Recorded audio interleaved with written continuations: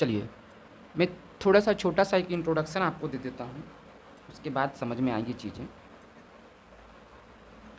तो मेरे भाई चलिए आज हम पढ़ते हैं समास और सीखते हैं हिंदी का एक प्यारा सा टॉपिक जिसका नाम है समास। इसको इंग्लिश में कंपाउंड बोला जाता है। अगर आप मेरे साथ कुछ देर तक ध्यान से बैठे रहे मोबाइल में इस वीडियो को देखते हुए, तो बच्चों मैं आज के दिन आपका ये वाला समय तो व्यर्थ नहीं होने दूंगा। मैं बिल्कुल कुछ ना कुछ सिखाऊंगा। देखिए, कंपाउंड को समझने से पहले हम संधि का सहारा लेंगे। संधि के माध्यम से हम कंपाउंड समझेंगे। तो सबसे पहले हम समझते हैं संधि के बारे में छोटा सा थोड़ा सा इंट्रोडक्शन। देखिए बच्चों, संधि को इंग्लिश में ज्वाइंट बोला जाता है। जब दो चीज़ें आपस में जुड़ जाती हैं तो वहाँ संधि होती है। जैसे देखिए, ये रस्सी है, एक दूसरी रस्सी ये है, आपने इन दोनों को आपस में जोड़ दिया, ये संधि हो गई, यहाँ पर संधि हो गई। देखिए जैसे मान लीजिए विद्या, विद्या प्लस आलर, ये दो अलग अलग शब्द हैं, इन दोनों का अलग अलग मीनिंग निकलता है। तो विद्या में लास्ट में आ है, विद्या, तो जब इसको आप लास्ट में इसके आ को निकाल दोगे, माने किसी भी व्यंजन के अंदर से उसके स्वर को अगर आप निकाल देते हो तो वह व्यंजन आधा हो जाता है, उसके नीचे हलंत लगा देते हैं। तो इसमें से आ निकला और इसके आगे का आ पहले ही था, ये दोनों आपस में जुड़ जाएंगे, आ और आ। तो आ और आ जब जुड़ेंगे तो ये दोनों जुड़कर आ ही बनाएंगे। ये नहीं कि चार ठो इसे डंडा हो जाएगा, ये डंडा की संख्या वही दो की दो ही रहेगी। मेरे भाई चूंकि यहाँ वर्ण आपस में जुड़ रहे हैं, इसीलिए हम यहाँ बोलेंगे वर्णों का मिलन। तो जहाँ वर्णों का मिलन हो वहाँ पे होता है आपका संधि। संधि में वर्णों का मिलन होता है। अब वैसे भी मैं बता दूं, जब मैं संधि पढ़ाऊंगा आपको तो मैं बताऊंगा कि संधि खुद ही एक संधि से मिलके बना है। संधि जो शब्द है खुद ही एक संधि शब्द से मिलके बना है। इसका मतलब होता है सम प्लस धी, समधि। जो शादी विवाह में लोग समधि नहीं बनते हैं, उधर से एक पक्षवर की तरफ से वधु की तरफ से समधि होते हैं, ठीक उसी तरह आप हिंदी में भी पढ़ेंगे समधि। चलिए अब आगे बढ़ते हैं, आपको अब समास के बारे में समझाते हैं। तो बच्चों ध्यान से सुनिए ज़रा। देखिए समास जो है ना, उसमें भी मिलन ही होता है। जैसे संधि है वैसे ही समास है, समास में भी मिलन होता है, लेकिन वर्णों का न होकर शब्दों का मिलन होता है। तो सिंपल सी भाषा में समझिए कि शब्दों का मिलन, मिलन जब दो शब्द आपस में मिलते हैं, जैसे जैसे जैसे बच्चों नील प्लस कंठ, नीला हो जिसका कंठ यानी गला, तो ये दोनों जुड़कर मिला देंगे, बना देंगे नीलकंठ। देखिए यहाँ दो अलग अलग शब्द थे, आपस में मिले और नीलकंठ बना दिए, एक नया शब्द बना दिए। जैसे राजा का कुमार, राजा का कुमार, ये अलग अलग दोनों शब्द है, दोनों का अपना अलग अलग मीनिंग निकल रहा है। कुमार का भी मीनिंग, कुमार माने बेटा, राजा माने किंग तो जानते ही हैं, तो ये हो जाएगा राजकुमार यानी राजा का बेटा। तो जैसा कि मैंने आपको बताया कि समास में शब्दों का मिलन होता है, जबकि संधि में वर्णों का मिलन होता है। ये बहुत बड़ा डिफरेंस है। चलिए थोड़ा आगे बढ़ते हैं। अब ये जो बनकर आया, जैसे राजा का कुमार से राजकुमार बन के आया, नील प्लस कंठ से नीलकंठ बन के आया, इसे ही हम कहते हैं समस्त पद। इसे हम समस्त पद बोलते हैं। जबकि जब ये दोनों मिलकर बनाते हैं विद्यालय, यहाँ संधि होता है और यहाँ वर्णों का मिलन होता है। तो अब हम समझ चुके हैं कि समास क्या होता है। समास में शब्दों का मिलन होता है, मिलकर जो फॉर्मेट बनता है उसे समस्त पद या सामासिक शब्द बोलते हैं। अब ये नॉर्मल शब्द नहीं रहा, अब इसके ऊपर समास का अधिकार हो गया है, मानिए अब ये सामासिक शब्द हो गया। अब आपको पहचानना है कि कौन सा समास है। कोई भी सामासिक शब्द आपको दे देगा, जैसे दे देगा आपको त्रिनेत्र, त्रि माने तीन, नेत्र माने आँख, तीन आँख वाला त्रिनेत्र। आपको बताना होगा, बताइए इसमें कौन सा समास है। तो मेरे बच्चों आपको सामासिक शब्द दे देगा और आपसे समास पूछ लेगा। क्या बात आप समझ पा रहे हैं? तो चलिए अब हम पढ़ते हैं समास कितने प्रकार के होते हैं। तो देखिए समास के कुल 6 प्रकार होते हैं। तो मैं लिख देता हूँ, समास कुल 6 प्रकार के होते हैं। मैं बारी बारी से आपको समझाऊंगा। देखिए सबसे पहले नंबर की बात करें तो हम आपको सबसे पहला नंबर सिखाएंगे कि द्वंद्व समास क्या होता है। देखिए अपना समझने की बात है, कोई अव्यवहार से शुरू करता है, कोई तत्पुरुष से शुरू करता है, लेकिन हम द्वंद्व से शुरू करेंगे। देखिए जैसा कि आप नाम सुन रहे हैं द्वंद्व, प्रतिद्वंदी का नाम सुना होगा, माने एक दूसरे के विरोधी, विरोधी शब्द द्वंद्व समास के अंतर्गत आते हैं। या ऐसे शब्द जिनके बीच में ये चिन्ह लगा हो। आप कहोगे सर ये चिन्ह क्या होता है, इसका नाम नहीं है क्या? हमने बोला है मेरे भाई, इसको हम कहते हैं योजक चिन्ह। हिंदी में इसको योजक चिन्ह कहते हैं। अगर दो शब्दों के बीच में योजक चिन्ह लगाओ तो पक्की सी बात है वो द्वंद्व समास को फेवर में जाएगा। जैसे दिन रात,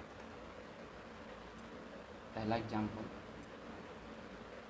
जैसे भाई बहन, अक्सर एक दूसरे के उल्टा होंगे। दिन होगा तो रात नहीं, रात होगा तो दिन नहीं। बहन हो गई तो लड़का बोलेंगे नहीं उसे, भाई हो गए तो भाई वही रहेगा। छोटा बड़ा,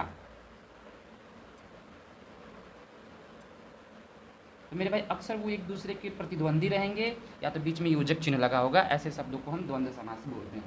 ऐसे ढेर सारे एग्जाम्पल्स आपको मिल जाएंगे। पाप और पुण्य, अगर और शब्द भी लगा होगा तब भी, जैसे पाप और पुण्य, पाप का उल्टा पुण्य होता है, तो ये हुआ द्वंद्व समास। द्वंद्व समास ईजी, इसको समझना बहुत बड़ी बात नहीं है। अब हम आगे बढ़ते हैं थोड़ा सा एक कदम। अब हम समझते हैं नया वाला, जिसको हम कहते हैं, सेकेंड नंबर की बात करते हैं। देखिए ध्यान से, सेकेंड नंबर होता है द्विगु समास। अब मैं सेकेंड नंबर की बात कर रहा हूँ, द्विगु समास में आपको पढ़ा रहा हूँ। ये सेकेंड नंबर का समास है, सेकेंड नंबर का द्विगु समास। देखिए बच्चों ध्यान से सुनिए, द्विगु समास में पहले ही द्वि है, द्वि से होता है दो। जैसे मैं क्लास में द्वितीय स्थान प्राप्त किया, द्वितीय, द्वितीय माने दो। देखिए इसे द्वितीय, तृतीय, चतुर्थ, पंचमी, षष्टमी, ये शब्द जो है, ये शब्द जो हैं जैसे प्रति, प्रति माने एक होता है, द्वि, द्वि माने दो होता है, त्रि, त्रि माने तीन होता है, चतुर्थ, चतुर्थ माने फोर होता है। क्योंकि भाई हम पढ़ रहे हैं हिंदी ना, सॉरी हिंदी पढ़ रहे हैं, और हिंदी जो है वो उसकी मम्मी का नाम संस्कृत है, तो संस्कृत का शब्द हैं ये सब, पंचम, छठम, ये सब हैं। तो द्विगु समास में हम अक्सर संख्या देखेंगे, ऐसा समासिक शब्द जिसका पहला पद संख्यावाची हो। आप कहोगे सर रुक जाइए पहले, ये पद जो आप बोले हैं ये क्या होता है? हमने बोला अरे यार अभी तो जस्ट बताया था, समस्त पद जो बन के आता है उसको समस्त पद बोलेंगे। आपने बोला कि सर आप कुछ ऐसा बोलना चाहते हैं क्या, जैसे कि सर नवरात्रि या नवरात्र। सर ये देखिए सर, नव प्लस रात, ये दो अलग अलग शब्द है, अपना खुद मीनिंग रख रहे हैं। इन दोनों को जोड़ दिया तो जो बना उसे समस्त पद बोलेंगे। हमने बोला हाँ, इस समस्त पद में दो भाग हैं, एक आगे वाला और एक पीछे वाला। आप बोलोगे सर ये आगे वाला और पीछे वाला क्या होता है, इसका कोई नाम नहीं है क्या? हमने बोला हाँ ना मेरे भाई, आगे वाले को हम पूर्व पद बोलते हैं, अब पीछे वाले को हम बोलते हैं उत्तर पद। बोली के बात समझ में आई आपको? तो आप ध्यान से सुनिए। देखिए जैसे कि मैं आपसे बोला नवग्रह, नवग्रह में नौ अपना खुद का मीनिंग रखता है, ग्रह अपना खुद का मीनिंग रखता है। इसमें पहले वाले को पूर्व पद बोलते हैं, पूर्व पद, पूर्व माने पहले। अब बाद वाले को बोलते हैं उत्तर पद। तो ऐसा समासिक शब्द या ऐसा समस्त पद जिसका पूर्व पद एक संख्यावाची हो। देखिए ध्यान सुनिए, द्विगु समास का मतलब ही संख्या से संबंधित है। तो ऐसा समासिक शब्द जिसका पहला पद संख्यावाची है, दूसरे से नहीं मतलब है, दूसरा कुछ भी हो, बस उसका मीनिंग आना चाहिए कोई अच्छा खासा, तो वो द्विगु समास के अंतर्गत आता है। आप कहोगे जैसे सर, तो जैसे एक नवग्रह हो गया, नवरात्र हो गया, चौराहा हो गया, चौराहा माने चार राहों का चार राह वाला, राह माने रास्ता होता है, 4 माने 4। इसका पूर्व पद संख्यावाची, इसीलिए ये हो जाएगा आपका द्विगु समास।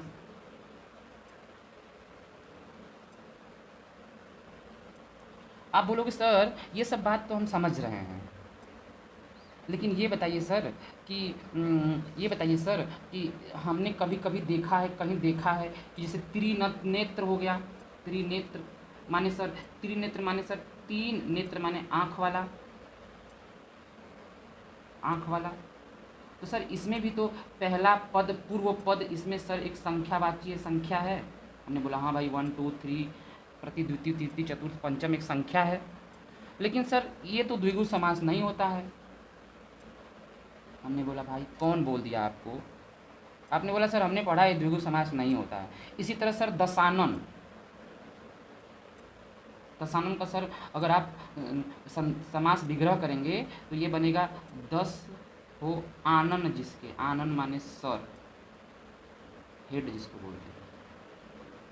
तो सर 10 आनन, 10 माने 10, 10 एक सर संख्या है, इसलिए भी द्विगु समास होना चाहिए। हमने बोला देखो यार तुम बात सही कह रहे हो, तुम्हारी बात हम समझ रहे हैं, तुम क्या कहना चाहते हो। तुम यही ना कहना चाहते हो कि त्रिनेत्र जो है इसमें पहला शब्द 3 है, 3 एक संख्या है। दशानन जो है 10 है, 10 एक संख्या है, होना चाहिए द्विगु समास, लेकिन द्विगु समास नहीं होता। तो कौन सा समास होता है सर?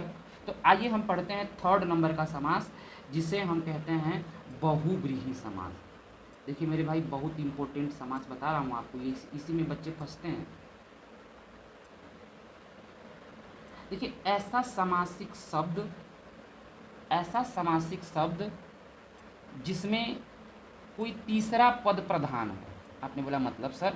हमने बोला मतलब जैसे त्रिनेत्र है ना, त्रिनेत्र, तो त्रि पहला पद है, नेत्र दूसरा पद है, तो इन दोनों में कोई प्रधान ना हो, इनका मालिक कोई और हो, और अकेला मालिक हो, उस एक से अधिक मालिक ना हो। जैसे त्रिनेत्र, त्रिनेत्र का नाम शंकर जी से जोड़ा जाता है, हमारे आराध्य देव हैं हिंदू धर्म के, शंकर जी से जोड़ा जाता है, यानी महादेव, शंभु, भोलेनाथ। तो मेरे भाई ध्यान से सुनिए, देखिए पेपर वाला कभी कभी क्या करेगा ना आपको कि बहुव्रीहि समास का कोई सामासिक शब्द उठाकर उसका रूप बदल के आपको दे देगा। माने ये त्रिनेत्र नहीं है, ये बस आपको भुलवाने के लिए दिया गया है, ये बहुरूपिया है, ये रूप बदल के बैठा है। शंकर जी का नाम जो है वो त्रिनेत्र है, उसको बदल कर रूप बदल के दे दिया गया है। उनका असली नाम महादेव शंकर है, क्योंकि शंकर जी ही पूरे, ऐसा माना जाता है कि इस पूरे धरती पर शंकर जी ही एक ऐसे प्राणी हैं जिनके पास 3 आँख हैं, 3 आँख वाले हैं वो। तो इनका कोई तीसरा पद जो प्रधान है वो महादेव जी हैं, स्पेशल पावर रखते हैं। जैसे दशानन की बात करें हम, तो दशानन माने 10 सर वाला, 10 सर वाला जो है अकलौता रावण था, रावण की चर्चा होती है कि उसके पास 10 सर थे, तो इसका तीसरा पद प्रधान है। तो मेरे भाई ध्यान से सुनिए, मैं मानता हूँ ये द्विगु समास होना चाहिए था according to rule, according to concept, लेकिन ये जो द्विगु समास न होकर बहुव्रीहि समास हो जाएगा। बहुव्रीहि इसको द्विगु के घर से उठा लाएगा। बहुव्रीहि बलवान है, सबसे बलवान है ये, कहेगा मारेंगे तुमको फेंका जाओगे, दो ये हमारा नंबर है, रूप बदल के बिठाए थे इसको। इसी तरह चतुर्भुज, देखिए चतुर्थ, चतुर्भुज, चतुर्भुज माने 4 भुजाओं वाला। 4 जो शब्द है, 4 प्लस भुजा, 4 जो शब्द है वह एक संख्यावाची होना तो चाहिए द्विगु, लेकिन इसका तीसरा पद प्रधान है जो कि विष्णु। विष्णु जी का नाम चतुर्भुज से लिया था क्योंकि इनके पास 4 हाथ हैं, यही एक व्यक्ति हैं जिनके पास 4 हाथ हैं, इसलिए इनको चतुर्भुज बोला जाता है। इनका तीसरा पद प्रधान है, लिख दे रहे हैं यहाँ, तीसरा पद प्रधान। पेपर में तो आपसे यही पूछेगा, बताइए ऐसा कौन सा समास है जिसका तीसरा पद प्रधान होता है, दोनों पद प्रधान ना होकर कोई तीसरा होता है, तो वो है बहुव्रीहि समास। मेरे भाई यहाँ तक बात समझ में आई कि त्रिनेत्र और दशानन बहुव्रीहि क्यों है।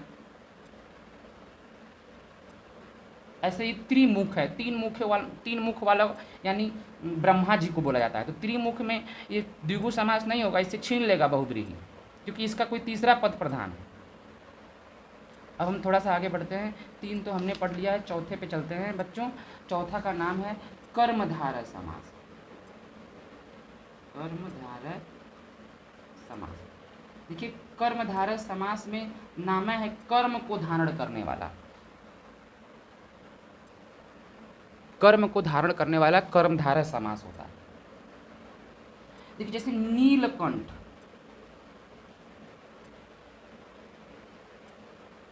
माने ऐसा कोई व्यक्ति होंगे जो जिनका कंठ नीला होगा। ये विशेषता भी है कि भाई आपका कंठ तो नीला है।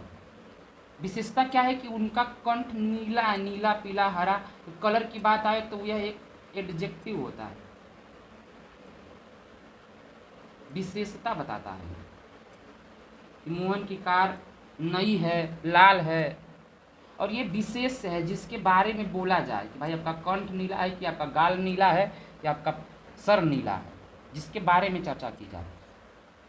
जैसे रमेश नाम का एक बंदा है, उसके पास नई कार है, नई कार।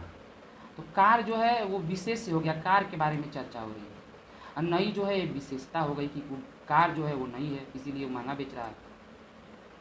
तो जहाँ विशेषण विशेष आ जाए, जहाँ कोई विशेषता की बात की जाए, या जहाँ आप तुलना की जाए, ये भी एक होता है, तुलना की जाए। जैसे चंद्रमा के समान मुख रखने वाला, चंद्रमुख, चंद्रमा के समान मुख रखने वाला। जैसे कमल नयन, उनके जो नयन है, आँख है, वो कमल के समान है, तुलना की जा रही है। तो ऐसे समासिक शब्द जिनमें विशेषता विशेष्य हो या तुलना की जाए, ऐसे शब्द को हम कर्मधारय समास कहते हैं।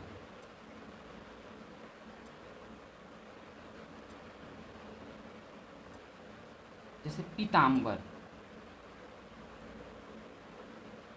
पीताम्बर, पीत धन अंबर, पीत माने पीला हो, अंबर। देखिए विशेषण विशेष की बात हो रही है। अंबर माने कपड़े के बारे में बात हो रहा है कि भाई आपका कपड़ा पीला है, ये विशेषण है, ये विशेष्य है। जिसके बारे में चर्चा किया जाए उसे विशेष्य कहते हैं। होना तो चाहिए भाई कर्मधारय समास, पक्की सी बात है। लेकिन मेरे भाई ध्यान से सुनो, तुम जानते हो समास का सबसे बड़ा भाई बहुव्रीहि है, तो सबको अपने अंडर में ही रखता है। उसके काम की चीज़ जहाँ मिली वो तुरंत छीन लेगा, चाहे वो कर्मधारय, चाहे द्विगु हो, चाहे त्रिगु हो।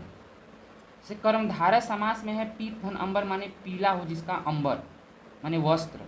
तो पीला वस्त्र पहनते हैं विष्णु जी। तो ये समझ जाइए मेरे भाई कि होना तो चाहिए कर्मधारय, लेकिन इसका कोई तीसरा पद प्रधान है। तो ये कर्मधारय भी हो सकता है और बहुव्रीहि भी हो सकता है। तो आप कहोगे सर आप तो फंसा न दिए हमको, कौन सा हम लिखेंगे पहले ये बताइए। हमने बोला देखो मेरे भाई, अगर आपको ऑप्शन में कर्मधारय और बहुव्रीहि दोनों मिल जाए तो आप हमेशा बहुव्रीहि पे ही टिक लगाएंगे। मान लीजिए बहुव्रीहि ऑप्शन में न मिले तो कर्मधारय पे टिक लगाइएगा। जैसे नीलाकंठ तो होता है महादेव जी का, तो इसका तो भाई ये बहुव्रीहि समास है। बहुव्रीहि समास है, मान लीजिए किसी ऑप्शन में बहुव्रीहि नहीं रहा तो आप वहाँ कर्मधारय उप प्रधान, उपराष्ट्रपति के रूप में, जिसने हमारे देश के प्रेजेंट टाइम में जो उपराष्ट्रपति हैं 2023 की बात कर रहा हूँ मैं, वो है जगदीश धनखड़।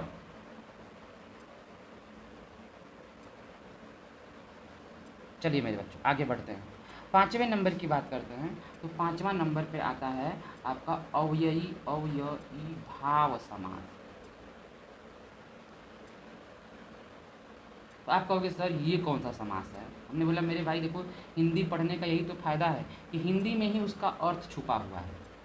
जैसे अव्ययी भाव समास किसे कहते हैं। देखिए ऐसा समास जहाँ पे हमको अवयव वाली फीलिंग आए कि इस समासिक शब्द में अवयव लगा हुआ है। आप कहोगे सर ये अवयव क्या होते हैं, पहले तो यही बता दीजिए। देखिए अवयव को हम एलिमेंट बोलते हैं इंग्लिश में, एलिमेंट। और ये दो तरीके के हो सकते हैं, एक उपसर्ग के रूप में, एक प्रत्यय के रूप में। उपसर्ग में उ है, उ से आगे लगने वाले एलिमेंट उपसर्ग कहलाएंगे। और प से प्रत्यय में प है, प से पीछे लगने वाले आपके प्रत्यय कहलाते हैं। कुछ ऐसे शब्द हैं जिनको आगे पीछे हम दोनों लगा सकते हैं। देखिए मेरे भाई ध्यान से सुनिए, शब्द कहना सही नहीं है, अवयव बोलेंगे हम, क्योंकि इनका खुद का मीनिंग नहीं होता है। जैसे मैं बोलूँ प्र का खुद का कोई मीनिंग नहीं होता। जैसे मैं बोलूँ कि निह का कोई मीनिंग नहीं होता। जैसे मैं बोलूँ अति का खुद का लगभग कोई मीनिंग नहीं होता। वृत्ति बोलूँ, वृत्ति का खुद का कोई मीनिंग नहीं होता, लेकिन जब ये किसी शब्द में जुड़ते हैं तो उसको राजा बना देते हैं।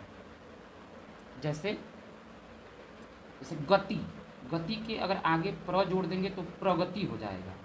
आगे जुड़ने वाले एलिमेंट उपसर्ग कहलाते हैं, उ से आगे, और पीछे जुड़ने वाले प्रत्यय कहलाते हैं। जैसे रात भर, भर शब्द जो है वह जो है एक एलिमेंट है, पीछे जुड़ गया, इसका मतलब बदल दिया। दिन भर, भर पेट, तो भर पेट देखिए भर आगे भी लगा है। कुछ ऐसे हैं अवयव जो आगे पीछे दोनों लग जाते हैं।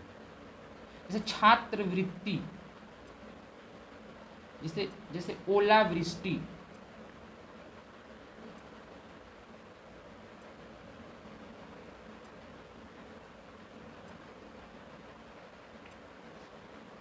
चलिए मेरे भाई, अब आप शायद समझ गए होंगे अवयव के बारे में। आगे जब मैं आपको पढ़ाऊंगा उपसर्ग और प्रत्यय, उसमें भी आप बहुत कुछ सीखेंगे। जैसे देखिए, ध्यान से सुनिए।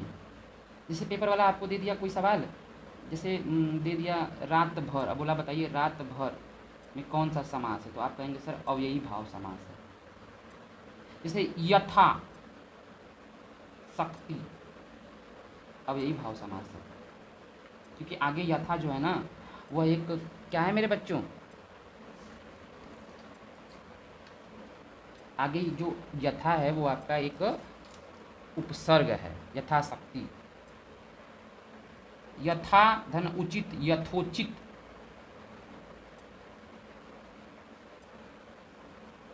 बात समझ पा रहे हैं आप, यहाँ अव्ययी भाव समास है। चलिए अब आगे बढ़ते हैं। अब छठवां नंबर की बात करते हैं मेरे दोस्त, जो कि बहुत इम्पोर्टेंट है। इसका नाम है तत्पुरुष समास। ये बहुत इम्पोर्टेंट है। 6 प्रकार के होते हैं, मैं बताऊंगा कैसे, मैं समझा देता हूँ। देखिए, तत्पुरुष समास पहचानने का बिल्कुल ही सिंपल सा नियम है। आप कारक को यदि जानते हैं तो कारक के पापा का नाम ही तत्पुरुष है। यानी अगर केस के बारे में आपको नॉलेज है तो समझ जाइए कि आप तत्पुरुष समास समझ गए। किसी भी समासिक शब्द को बनाते समय अगर किसी कारक को हटाया गया है, जैसे कि माखन चोर, माखन को चुराने वाला, को है, को कर्ता ने कर्म को, कर्म कारक है, इसलिए कर्म तत्पुरुष समास हो जाएगा। यहाँ पर 6 ही होते हैं, कर्ता ने छोड़ दो और नीचे वाला एकदम छोड़ दो संबोधन का, बचे जो 6 वही कारक होते हैं तत्पुरुष। जैसे कि देश के लिए भक्ति, के लिए भक्ति, तो इसको हम शॉर्टकट में बोलेंगे देशभक्ति। के लिए गायब है, के लिए हटा दिया गया, माने के लिए हटा दिया गया, माने ये के लिए जो है वो संप्रदान के लिए, समझ रहे हैं कि नहीं। तो संप्रदान तत्पुरुष समास, संप्रदान बोलेंगे तत्पुरुष समास आगे बोलेंगे। ऐसे बहुत ढेर सारे एग्जाम्पल्स हैं। तो आज के लिए बच्चों बस इतना ही। हमने एक समास का लगभग पूरा चीज़ समझ लिया है। अब कल हम जब दूसरा पार्ट इसका डालेंगे उसमें बहुत सारे एग्जाम्पल्स होंगे, बहुत सारे क्वेश्चंस होंगे जो पेपर में आए होंगे। मैं एसएससी में तो नहीं हिंदी आता है, मैं यूपी पुलिस, जितने भी हिंदी वाले एग्ज़ाम्स जिसमें हिंदी आता है उन सब का मोस्ट क्वेश्चन उठा के आपसे करवाऊँगा। चलिए, थैंक यू। ऐसे ही हमारे वीडियो को देखने के लिए आप लोग बच्चों JNV पाठशाला के डायरेक्टर हैं हम, मेरा नाम है विवेक सर की पाठशाला को विजिट करते रहिए। Thank you.